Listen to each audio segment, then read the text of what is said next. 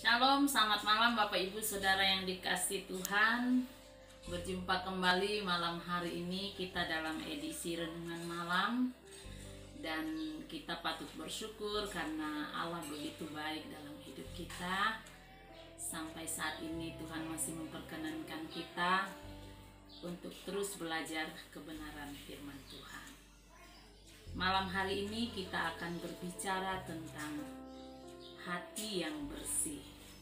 Dalam Amsal pasalnya yang keempat ayat yang ke-23, di situ dikatakan, jagalah hatimu dengan segala kewaspadaan, karena dari situlah terpancar kehidupan.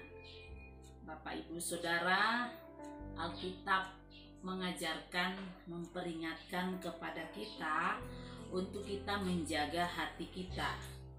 Di situ tadi dikatakan, jagalah hatimu dengan segala kewaspadaan, karena dari situlah terpancar kehidupan. Kenapa kita perlu menjaga hati kita? Karena itu yang diajarkan oleh Alkitab. Karena dari dalam hati itu timbul berbagai persoalan. Artinya segala sesuatu yang diekspresikan oleh seseorang itu bersumber dari kondisi hatinya. Kalau hatinya nggak beres, maka di dalam tindakan atau pikirannya akan timbul pemikiran yang jahat.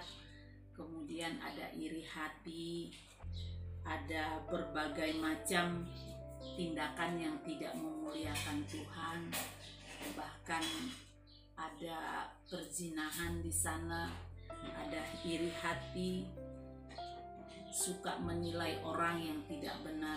Itu semua bersumber dari hati yang tidak bersih. Oleh sebab itu, Alkitab mengajarkan kepada kita, jagalah hatimu. Waspadalah terhadap hati kita, karena dari situ terpancar segala sesuatu yang akan kita lakukan.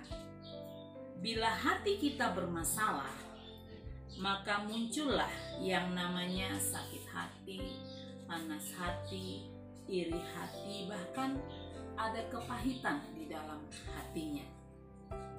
Hati yang bermasalah boleh dikategorikan juga hati yang tidak bersih. Ini akan menjadi penghalang bagi setiap kita untuk kita bisa berkomunikasi dengan Allah. Bahkan kondisi hati yang tidak bersih ini juga bisa menjadi penghalang bagi setiap kita orang percaya untuk kita bertumbuh di dalam Tuhan. Nah, hati itu merupakan alat vital atau sesuatu yang sangat penting, organ vital di dalam hidup setiap orang. Nah, oleh sebab itu, kalau secara jasmani ini sangat berfungsi, secara rohani juga tentunya ini sangat berfungsi bagi kehidupan orang percaya. Nah, dari Alkitab tadi mengatakan bahwa kita perlu menjaga hati supaya hati kita ini menjadi hati yang bersih. Hati yang bersih artinya hati yang tidak gampang untuk tersinggung ketika orang menyakiti kita, hati yang mau mengasihi, hati yang mau memaafkan ketika orang melakukan kesalahan di dalam hidup kita. Nah, pertanyaannya, bagaimana supaya saya ini bisa memiliki hati yang bersih, hati yang sesuai dengan yang Tuhan mau? Karena setiap orang percaya itu Tuhan mau kita ini menjadi berkat bagi banyak orang. Nah, salah satu cara yang kita bisa lakukan supaya hati kita ini menjadi hati yang bersih, hati yang menyenangkan hati Tuhan, yang perlu kita lakukan adalah kita dekat dengan Tuhan. Nah, seperti kehidupan kita sehari-hari, kadang-kadang dengan siapa kita dekat itu sangat berpengaruh dalam kehidupan kita. Kalau kita dekat dengan orang yang suka memberkati orang, orang yang hidupnya takut akan Tuhan, maka itu akan menular dalam hidup kita. Secara tidak sadar kita bisa mengikuti gaya hidupnya. Tapi kalau kita dekat dengan orang yang suka bersungut-sungut, orang yang gampang marah, orang yang melakukan sesuatu yang tidak menyenangkan hati Tuhan, itu bisa secara otomatis juga kita terpengaruh dengan sifat atau karakter mereka. Oleh sebab itu, bagi setiap orang percaya, kita perlu untuk dekat dengan Tuhan. Karena sekali lagi, ketika kita memiliki kedekatan hubungan yang baik dengan Tuhan, maka kita akan memiliki sifat-sifat Allah. Karena melalui hubungan komunikasi itu kita mengenal siapa Allah. Kita tahu seperti apa Dia. Kita tahu hatinya seperti apa, karakternya, sifatnya. Nah, itu akan menjadi bagian dalam hidup kita. Dekat artinya kita bergaul karib dengan Tuhan. Dekat artinya kita berkomunikasi setiap hari dengan Dia. Dan kedekatan kita itu akan membuat kita hidup dalam penyerahan secara total di hadapan Allah. Nah, Daud percaya bahwa hanya Allah yang sanggup membersihkan hatinya dari segala kejahatan. Makanya di dalam pernyataannya dia katakan, jadikanlah hatiku tahir ya Allah, dan perbaharuilah batinku dengan roh yang teguh. Ini keyakinan Daud bahwa hanya Tuhan yang bisa mentahirkan hatinya. Nah, tentunya ini membutuhkan respon dari kita sebagai orang percaya. Tuhan sanggup merubah hati kita seperti apapun kondisinya.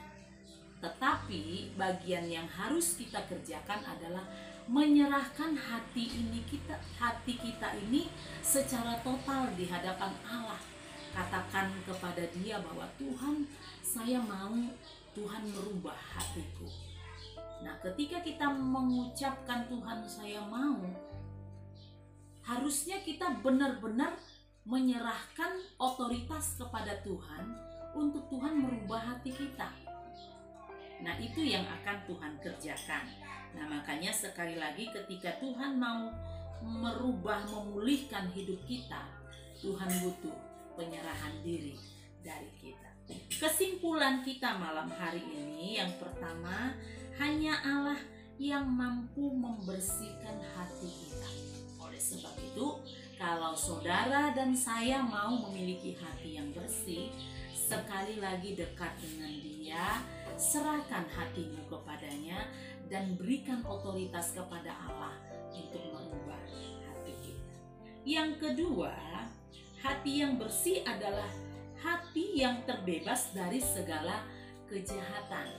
Segala sesuatu tadi bersumber dari hati kita, kondisi hati kita.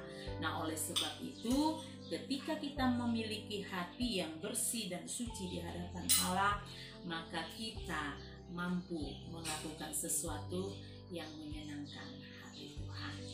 Kiranya firman Tuhan yang kita dengarkan, meskipun singkat, tapi ini dapat kita terapkan di dalam kehidupan kita. Saya percaya setiap hari, setiap saat, kita sebetulnya merindukan untuk melakukan sesuatu yang baik di hadapan Allah. Nah, sekali lagi itu bersumber dari kondisi hati kita. Kiranya kita melakukan ini di dalam kehidupan kita, dan kita mau berkomitmen di hadapan Allah. Tuhan, saya mau menjadi berkat, saya mau memberi yang terbaik untuk kemuliaan Nama. Selamat malam saudara, kiranya firman Tuhan ini